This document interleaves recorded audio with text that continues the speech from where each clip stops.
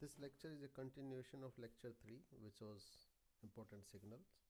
So what we are going to do here is that we are going to work on how you can use unit step signal to generate other signals, and then there are other signals which I'm going to explain also. So let's say you want to make a signal which is, can say, a rectangular signal. First of all, I need to define a rectangular signal. So T divided by T, and let's say its amplitude is 1. So it means that signal has amplitude equals to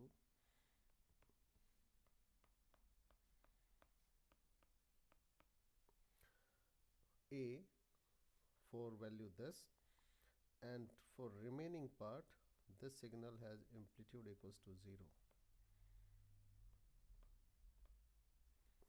Okay, so this signal depends on independent variable T, and then this basically defined its range. So whatever you have here in the denominator, the signal will exist half of that on both sides, means the starting point will be T by 2 on negative side, and the ending point will be T by 2 on the positive side. However, as we go on in this course, we will use the shifted version of these signals also, but that part we will do after we will learn the time shifting property. So if I have to plot this signal, it will look something like this.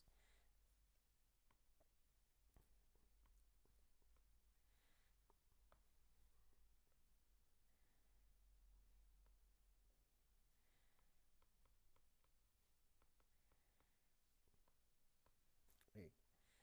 So, and you can say this is rectangular function T by T. So this is the plot of this signal. Now suppose I want to design the same signal with the help of a unit step signal. So basically what we need to look at this signal in the form of two unit steps signals. You need to look carefully here now that one unit step starts from this point and the another unit step starts from this point.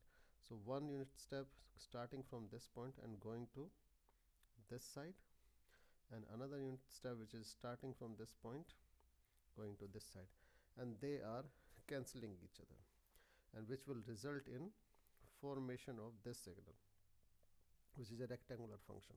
So if I write u, so we need a signal which start from minus T by 2 and going up to infinite.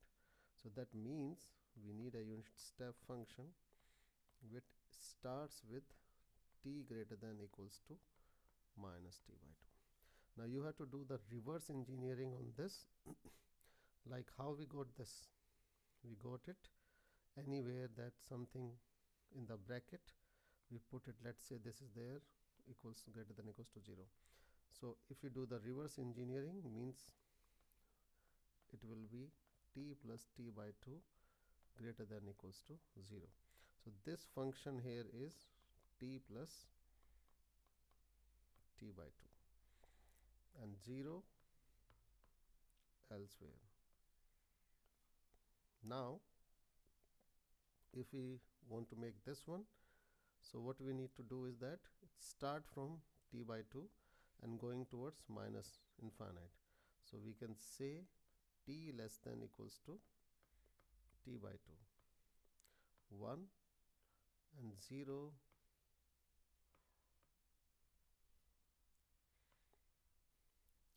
So it will be u minus T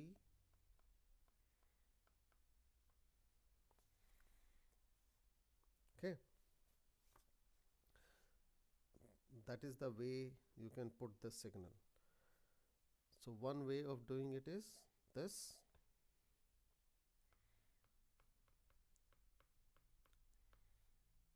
plus u of minus t by 2.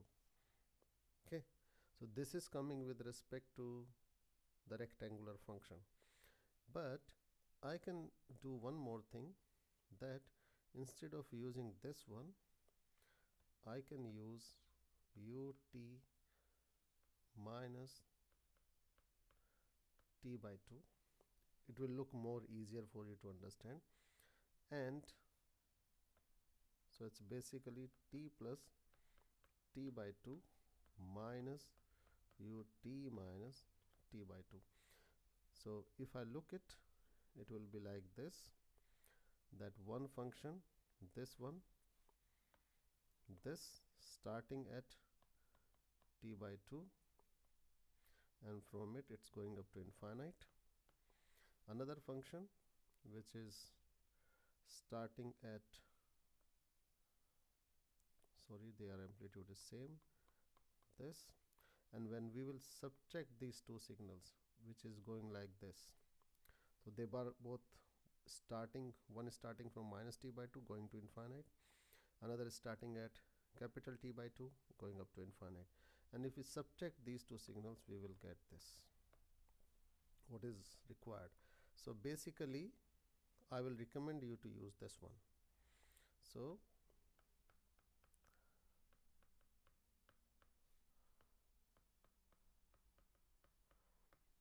we will do more questions on it as we go on.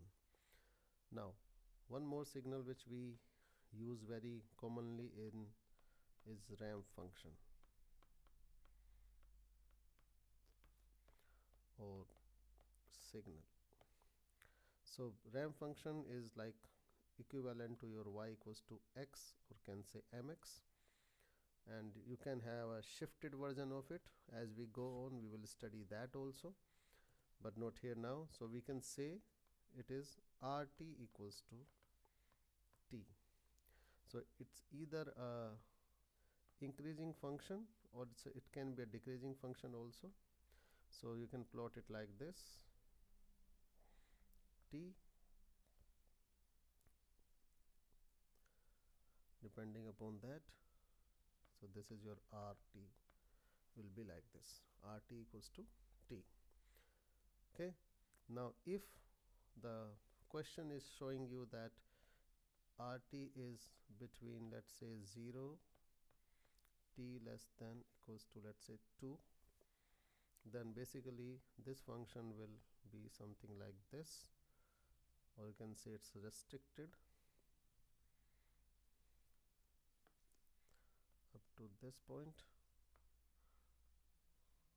So it will be like this, or more better way of representation it will be like this, and this is, let's say, 0.2, and this is 0. So how you can do it is, you can represent it with the limits in the form of a unit step function. Why we are doing it in the form of unit step functions? Because we will do Laplace transform, Fourier transform of the signals, in which you need to know the Fourier if you need to know the Fourier transform, you cannot work with limits always. You need to work with the signals whose Laplace transform, Fourier transform you already know. So you can say it will be ut minus 2, taking directly from here.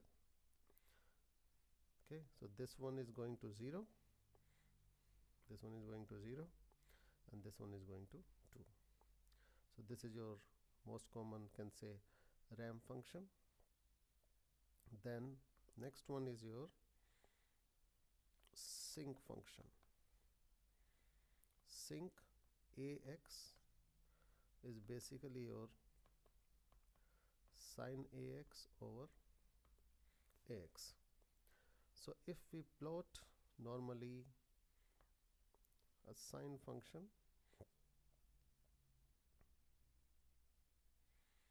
mind please just be with my drawing ability, it might be a bit, but they all are separated equally and having same amplitude.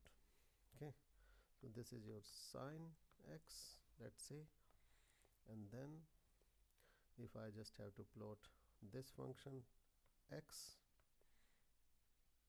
okay, say let me take it in the form of t, that's more better. So we are using t.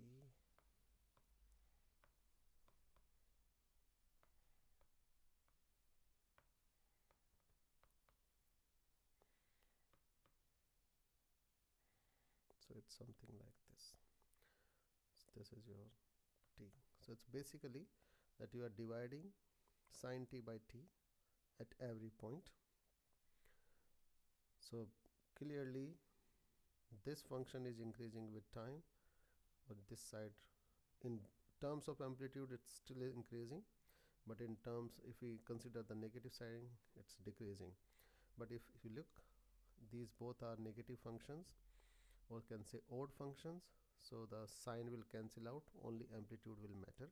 So basically as we are increasing t, the amplitudes of this wave keeps on decreasing on this side also and this side also, when you are multiplying this or dividing this wave by this function, or can this signal. So basically we can say that sine at over T is a decreasing function of t. Then what will be the value of this function at 0? So we say limit t tends to 0, because if we'll put limit directly, then it will be sine 0 over 0, which is infinite. Infinite is not a answer, so we need to apply it limit and continuity in that, or can say limit here. So it will be sine at divided by at, it will be equals to 1. If you know the conditions of t tends to 0, sine x over x is x tends to 0, sine x over x is always equals to 1. Okay, so that means this function has a amplitude equals to 1 at time t equals to 0. Now sine function is always limited by its value between -1 and 1. What that means is that sine has maximum amplitude of 1 on either side of axis. So the maximum amplitude which sine function can have 1. So looking at these two conditions, we can say that at time t equals to 0, the function sine at over at, which is a sinc function, will have a maximum amplitude, and then it keeps on decreasing as we go away from 0 on both sides. So we can say that this function will be something like this form.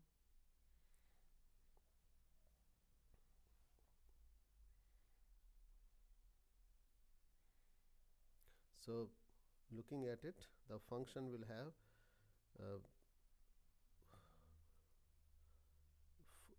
value maximum at 0, and the both side it will have values which are decreasing as we go on. So it will be like this, and this will be a symmetric function. Again, please mind my drawing, it's symmetric on both sides. So it will be like that, and it will have maximum amplitude here, and then it keeps on decreasing on both sides of the axis. Okay, so this is your sinc function which we are going to use in this course. Then the next function, as we go on further, we will derive the, if we need more functions, then we will include. Thank you.